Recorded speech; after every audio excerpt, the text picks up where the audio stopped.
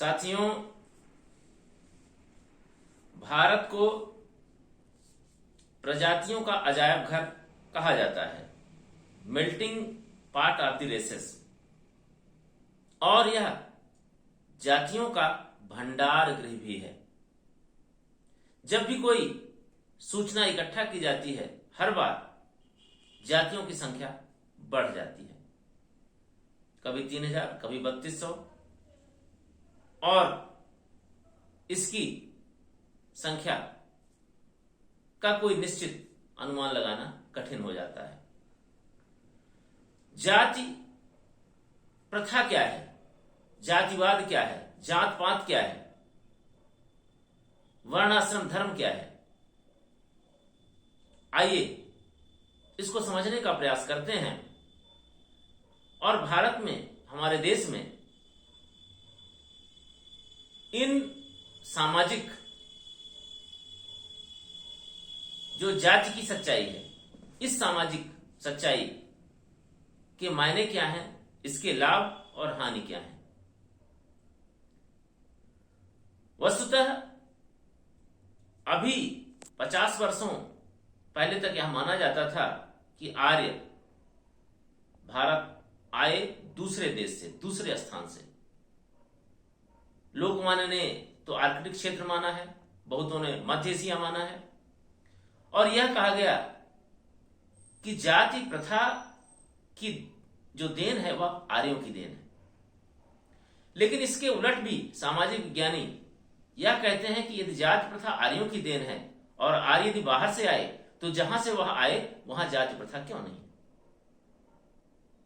खैर, सामाजिक विज्ञान, इतिहास में नए नए तथ्य निकलते रहते हैं, आते रहते हैं। उसी के परिप्रेक्ष्य में हमको अपनी सामाजिक प्रथाओं, रूढ़ियों, परंपराओं को समझना होता है और उसी के अनुसार निष्कर्ष निकालने होते हैं। वेद अपौरुषेय हैं और दुनिया के सबसे प्राचीनतम वो ग्रंथ माने गए हैं वेद।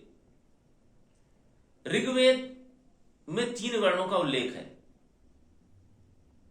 यह जो समाज व्यवस्था का उद्विकास है, पहले सब जनजातीय व्यवस्था होती है। जनजातीय व्यवस्था में सब लोगों को काम करना होता है, मुखिया भी काम करता है। लेकिन जब जनजाति व्यवस्था से जाति व्यवस्था में हम आते हैं, तो ऋग्वेद में इस बात का उल्लेख है कि एक पुरोहित वर्ग हो गया जो यज्ञ का कार्य संपादन करते थे, दूसरा राजन्य हो गया, बाद में क्षत्रिय कहा गया, जिनका काम था राज व्यवस्था देखना और शत्रुओं से रक्षा करना। वैश्य, विश्व शब्द से निकला है, विश्व शरीफा वाला सा, विश्व से वैश्य निकला है, राजा को विषमत्ता भी कहा गया है। चौथे वर्ण का उल्लेख पुरुष सूक्त में बाद में जोड़ा गया, और इन चारों वर्णों की उत्पत्ति परम पुरुष से बताई गई है। मुख से ब्राह्मण और बाहु से राजन्य क्षत्रिय, पेट से वैश्य और पैरों से शूद्र की उत्पत्ति मानी गई है। परम पुरुष के 4 अंग, ये 4 वर्ण बने। वस्तुतः वर्ण को अनेक विद्वान यह मानते हैं कि यह कलर का व्यंजक है, रंग का। ब्राह्मण का रंग वह पीत, पीला, सफेद, ब्राह्मण का रंग सफेद, और क्षत्रिय का रंग लाल, वैश्य का पीत, पीला, और शूद्र का रंग काला। अब इस वर्णाश्रम धर्म से अनेक जातियां कैसे निकली? स्वामी दयानंद सरस्वती और महात्मा गांधी वर्णाश्रम धर्म के पोषक थे। उनका कहना था कि अपने अपने वर्ण से लोग उस परंपरा, उस व्यवसाय से परिचित हो जाते हैं और वह उनके आजीविका में ज्यादा सरलता हो जाती है, सुगम हो जाती है। और गीता में भी भगवान ने बड़े संतोष से कहा है, चतुर्वर्ण मया सृष्टा गुण कर्म विभागशः। चतुर्वर्ण, 4 वर्ण, यह एक निंदित संस्था नहीं होती यदि इससे अनेकों जातियां नहीं निकलती, और अनेकों जातियां निकलने के पश्चात कुछ को अछूत और कुछ को एकदम त्याज्य मान लिया जाता, निकृष्ट कोटि का मान लिया जाता, तो वह जाति प्रथा निंदित संस्था, वर्ण व्यवस्था निंदित नहीं होती। अब जातियां कैसे आई? यह माना जाता है कि आर्य अगर बाहर से आए तो पहले जो यहाँ द्रविड़ लोग थे, ऑस्ट्रिक लोग थे, कुछ न कुछ उनकी संरचना थी, जाति के रूप में उनकी संरचना थी। वस्तुतः जात को कास्ट अंग्रेजी में कहते हैं, और कास्टा स्पेनिश भाषा का शब्द है। पुर्तगालियों ने पहली बार इसका प्रयोग किया है कास्टा का, और अंग्रेजी से कास्ट में लेके आए। तो जो आर्य जब इस देश का आर्यीकरण कर रहे थे, उनको अपनी मेधा और संस्कृति पर बड़ा नाज था, बड़ा उनको अभिमान था। और दूसरी जो संस्कृति थी वह द्रविड़ों की संस्कृति थी। तीसरी आस्टिक, मंगोल, ये संस्कृतियों का अमलगमेशन हो रहा था। और उसी बीच आर्य बाहर से आए कि यहीं के थे, उस मीमांसा पर हम नहीं जाते। इसी बीच हमारे देश में इंडो ग्रीक, यूनानी, पार्थियन, शक, हूण, कुषाण, इनका आगमन हुआ। और जब इनका आगमन हुआ तो इनको भी कहीं ना कहीं स्थान देना था, जिससे यह चतुर्वर्ण में आकर के सम्मिलित हो जाए, उसमें मिक्सअप हो जाए, मिल जाए। तो जाति व्यवस्था वहां से भी जन्मी। तीसरा क्या है कि जो विवाह की परंपरा है, जाति वर्ण में भी ये माना गया कि अपने वर्ण में विवाह करना है, इंडोगैमी। बाद में जब अनुलोम और प्रतिलोम विवाह होने लगे तो उससे क्या हुआ कि जो उनकी संतति आगे आई, इन अनुलोम विवाहों से और प्रतिलोम विवाहों से, उनको भी एक जाति दे दी गई, और यह संख्या बड़ी संख्या थी। और ये जातियों की जाति की संरचना, जातियों का बनना, यह निरंतर चलते रहा। यह उल्लेख है कि पहले ऋग्वेद के पश्चात उत्तर वैदिक जो संस्कृति है, उसमें वर्णों के बीच आपस में विवाह होते थे, और उसमें बहुत ज्यादा बंधेज नहीं था, बहुत ज्यादा रिस्ट्रिक्शन नहीं था, और उसमें कहीं कोई अछूत और त्याज शब्द की बात नहीं आई थी। ऑस्ट्रिक जो संस्कृति है, निग्रो जो संस्कृति है, मंगोल संस्कृति है, इनको माना गया कि इनकी संस्कृतियां उतनी उच्च नहीं थी। कुछ लोग अशिक्षित थे, अनपढ़ थे, तो उनको अपनी संस्कृति के अनुसार उनको एक जाति दीर्घा में आर्यों ने बैठा दिया। उनको एक निश्चित स्थान दे दिया गया कि आपकी जाति आपका पेशा है। तो ऊंची संस्कृति, ऊंची समझ के लोगों को उनको बताया गया कि ठीक है, ये पुरोहित वर्ग है, ये क्षत्रिय वर्ग है, वैश्य वर्ग है, और बाकी सेवा क्षेत्र के लोगों को ठीक है, जैसे जिसकी संस्कृति है, जैसे जिसकी सभ्यता है, उसके अनुसार उनको एक समाज की संरचना में सबको बैठाना था। और आर्यों ने यह इसलिए किया कि जैसे आज एक उदाहरण हम देखें कि अमेरिका में इंग्लैंड के लोग गए, फ्रांस के, जर्मनी के, स्पेन के, जो भी लोग यूरोपियंस गए, वहां के नेटिव अमेरिकन को उन्होंने खदेड़ दिया, मारा। लेकिन अगर आर्य यहाँ आर्यीकरण कर रहे थे तो उन्होंने यहाँ के लोगों को, यहाँ के स्थानीय लोगों को उन्होंने मारा नहीं, बल्कि एक जातीय दीर्घा में सबको बैठा दिया। और इतने प्रकार के जातियों का यहाँ मिश्रण हुआ, प्रजातियों का मिश्रण हुआ, अब तो भेद ही करना कठिन है, असंभव भेद करना।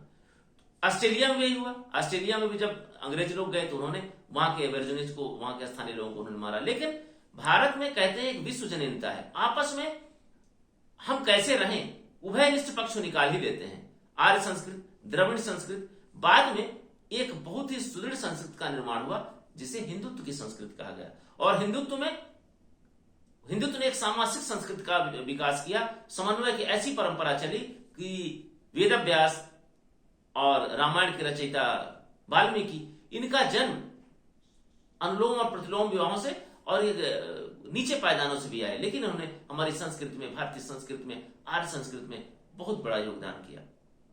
प्रथा, जाति प्रथा, तो जाति प्रथा ने हर समाज को एक निश्चित जो उनकी संस्कृति के अनुसार उनको स्थान दे दिया, एक सोपान उनका बना दिया गया। लेकिन जो भेदभाव बढ़ने के कारण इसमें आपस में दरारें भी आई, और बाहरी लोग इसका फायदा उठाए, बाहरी संस्कृतियां इसका फायदा उठाएं, विशेषकर यूरोपियन संस्कृतियां इसका बहुत फायदा उठाएं। इसलिए जाति प्रथा को निंदा की दृष्टि से देखा गया।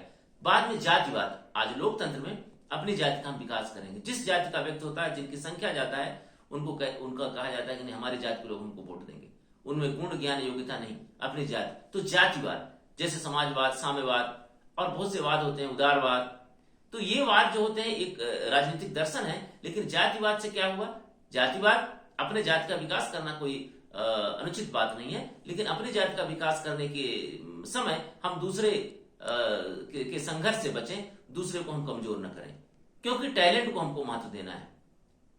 पढ़ेगा भारत तो बढ़ेगा अमेरिका, ये नहीं, पढ़ेगा भारत तो बढ़ेगा भारत, ये भी होना चाहिए। क्योंकि भारत, कोई भी देश तभी उन्नति करता है जब वहां दार्शनिक, चिंतक, वैज्ञानिक राजन्य यानी क्षत्रिय वर्ग, लड़ने वाले और वैश्य उत्पादक वर्ग जब वो दृढ़ होंगे, मजबूत होंगे, तभी सबको लाभ मिलेगा, सब लोग लाभान्वित होंगे। तो जात पात, अच्छा जाति, खाली जाति प्रथा और जातिवाद से नहीं रुके, जात पात, एक ही जाति के अंदर पांच बन गए, शीर्षक और उप शीर्षक, शाखा और प्रशाखाएं बन गई।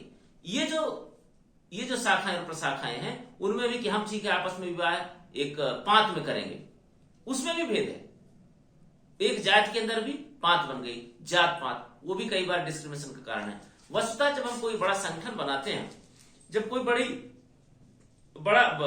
हम दृष्टि रखते हैं, तो स्वाभाविक है उसमें उसकी संस्कृति, उनकी योग्यता, गुण, ज्ञान और उसके आर्थिक परिस्थिति के अनुसार हम उसको एक स्थान देते हैं। तो ये माना जाना चाहिए कि समाज को सुदृढ़ करने के लिए ये जाति प्रथा मजबूत हुई, लेकिन धीरे धीरे जो इसमें आपस में भेदभाव हुआ और भेदभाव के कारण लोग इसका बाहरी लोग फायदा उठाने का प्रयास किए और कुछ हमारे देश का नुकसान भी हुआ, ये जाति प्रथा का दोष भी माना गया है। तो अब बात आती है कि हिंदुत्व में, हिंदू संस्कृति में हम चाहे कितना भी बड़े क्रांतिकारी हो, लेकिन हम जो निम्न वर्ण का व्यक्ति है, निम्न वर्ण के व्यक्ति, उसके घर में भोजन करने में और उससे सामाजिक आचार विचार में उतना हम दृढ़ता नहीं दिखाते जितना कि हम विधर्मियों के यहाँ, कोई जैसे ईसाई है और मुस्लिम है, उसके यहाँ हिंदू सवर्ण विवाह शादी भी कर लेते हैं, इच्छा रहने पर, नहीं इच्छा रहने पर भी कई बार भोजन पानी भी करते हैं, लेकिन अपने गांव में जाकर के अपने यहाँ जो निम्न वर्ण का व्यक्ति है उसके यहाँ भोजन पानी नहीं करेंगे। कहने का तात्पर्य कि हिंदुत्व वह चिंतन की पूरी छूट देता है, बोलने की पूरी आजादी देता है, लेकिन उसको व्यवहार में लाना वो कठिन काम होता है। और यहां तक कहा जाता है कि भारत का जो सिख कम्युनिस्ट है वो लोग भी बाल इसलिए रखते हैं, दाढ़ी इसलिए नहीं बनाते क्योंकि उनके खिलाफ ग्रामों का वातावरण हो जाएगा। तो इसलिए यह जो भेदभाव है उसे हमें मिटाना चाहिए, और जिनकी संस्कृति, जिनकी शिक्षा कमजोर है, वो जब बढ़ेंगे तो स्वाभाविक रूप से उनका चिंतन बढ़ेगा और यह जाति जो भेदभाव है समाप्त हो जाएगा, और धीरे धीरे करके हम एक समता मूलक समाज का, समता मूलक संस्कृति का, एक ऐसी संस्कृति का निर्माण कर सकेंगे जिससे भारत हमारा सशक्त होगा। बहुत बहुत धन्यवाद।